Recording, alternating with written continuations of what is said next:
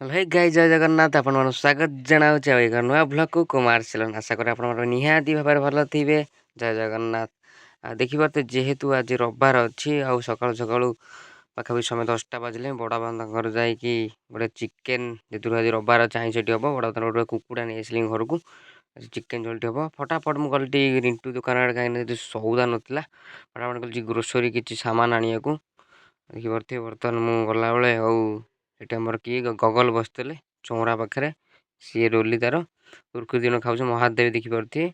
ହସତରେ ଖିଲି ଖିଲି ଆଉ ବର୍ତ୍ତମାନ ସେ ମୋତେ ସାଙ୍ଗେ ସାଙ୍ଗେ ଗୋଟେ କୁରକୁରି ବଢ଼େଇ ଦେଲା କହିଲେ ଖାଅ ସାଙ୍ଗେ ସାଙ୍ଗେ ଖାଇ ଘରକୁ ସାମାନ ନେଇ ଆସିଲା ବେଳକୁ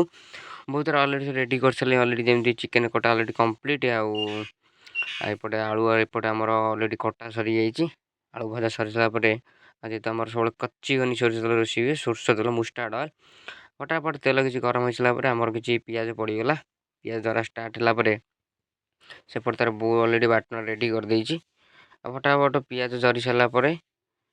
ଆଉ ଆମର ବର୍ତ୍ତମାନ ବାଟଣ କଷାଟି ହେବ ଦେଖିପାରୁଥିବେ କି ସୁନ୍ଦର ଭାବରେ ଚୁଲି ରୋଷେଇ ଆଉ ବର୍ତ୍ତମାନ ପିଆଜ ଜରି ସାରିଲା ଆଉ ବୋଉ ତାର ବାଟଣ ପକେଇ ତାର ପିଆଜଟି ଜାରିବାକୁ ଲାଗିଲା ଆଉ ବର୍ତ୍ତମାନ କିଛି ସମୟ ପରେ ଚିକେନ୍ଟି କଷା ହେବ ଯେହେତୁ ଘରେ ରୋଷେଇ ମାନେ ଚୁଲି ରୋଷେଇ ପୁରା ମସ୍ତ ଏକ ନମ୍ବର ଭାଇ ଟେଷ୍ଟ ମାନେ ଜବରଦସ୍ତ ବାସ୍ନା ମାନେ ଅଲଗା ପରେ ଆସୁଛି ଭାଇ ଅସମ ପୁରା। ଆଉ ବର୍ତ୍ତମାନ ଦେଖିପାରୁଥିବେ ତାର ଫ୍ଲେଭର କୋଉଭଳିଆ ବାଟଣ ଫ୍ଲେଭର ପୁରା ଯେତେ ବାଟଣ କଷିବ ତାର ସେତେ ଫ୍ଲେଭରଟା ବଢ଼ିଆ ଲାଗେ। ଆଉ ବର୍ତ୍ତମାନ ଫାଇନାଲି ଆମର ଚିକେନ୍ ପଡ଼ିଯାଇଛି ବାଟଣ କଷା ଦେଖିପାରୁଥିବେ ଅଲରେଡ଼ି ସେ ଚିକେନ୍ ମଧ୍ୟ ଗୋଳେଇ ଗାଳେଇ ହେଇ ବର୍ତ୍ତମାନ ଚିକେନ୍ କଷାଟି ରେଡ଼ି ହେବ। ବର୍ତ୍ତମାନ ଦେଖିପାରୁଥିବେ ବହୁତର ଆଉ ଚିକେନ୍ କଷିବା ତାର ବ୍ୟସ୍ତ ଆଉ ମୁଁ ମଧ୍ୟ ଚିକେନ୍ ଖାଇବି କଷାଟି ମୋତେ ମସ୍ତ ଲାଗେ ଖାଇବାକୁ କାରଣ ଦେଖନ୍ତୁ ବର୍ତ୍ତମାନ କିଛି ସମୟ ପରେ ଆଉ ଚିକେନ୍ କଷାଟି ହେଇଯିବ ଆଉ ମୁଁ ବର୍ତ୍ତମାନ ବହୁତ ତରତର ହେଲି କାରଣ ଚିକେନ୍ କଷାଟି ବାଜିବ ପାଟିରେ ବାସ୍ନା ମାନେ ଅଲଗା ପରେ ହେଉଛି ଭାଇ ରହିହେବନି ସାଙ୍ଗେ ସାଙ୍ଗେ କହିଲେ ବୋଉ ଟିକେ ଦୁଇ ଖଣ୍ଡ ଦେଇ କାଢ଼ିକି ଖାଇବାକୁ ବୋଉ ସେପଟେ ତାର ଚିକେନ୍ କଷାଟି କାଢ଼ୁଛି ବର୍ତ୍ତମାନ ଦେଖିବା ଟେଷ୍ଟଟା କେମିତି କ'ଣ ହେଇଛି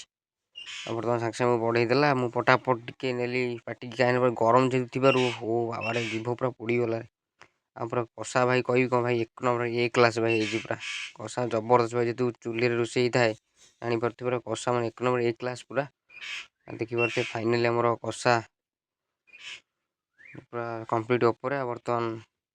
ସରିଲା ଏମିତି କଷାଟି ଆଉ ବର୍ତ୍ତମାନ ଆମର କ'ଣ ପାଣି ଦିଆହେଇଗଲା ଦେଖିପାରୁଥିବେ ତରକାରୀ ଫ୍ଲେଭର ଦେଖିପାରୁଥିବେ ପୁରା ଜବରଦସ୍ତ ଆପଣ ଦେଖାଉଛି ଚୁଲି ରୋଷେଇ ପୁରା ଗୁବୁ ଚୁଲିଟା ଜଳୁଛି ଆଉ ରୋଷେଇ ପାଇଁ ଭାଇ ଅସମ ପୁରା ମଜା ଆସିଗଲା ଖାଇ କଷା ଆଉ ତରକାରୀ ଭାଇ ଜାଣିଥିବ ଭାଇ ଟେଷ୍ଟ କ'ଣ ହେଇଥିବ ଦେଖିପାରୁଥିବେ ପୁରା ଫ୍ଲେଭର କୋଉଭଳିଆ ତରକାରୀର ଉପରେ ପିସ୍ ଦେଖୁଥିବେ ଭାଇ ପୁରା ଜବରଦସ୍ତ ପିସ୍ ଖାଇବା ମଜା ଆସିଗଲା।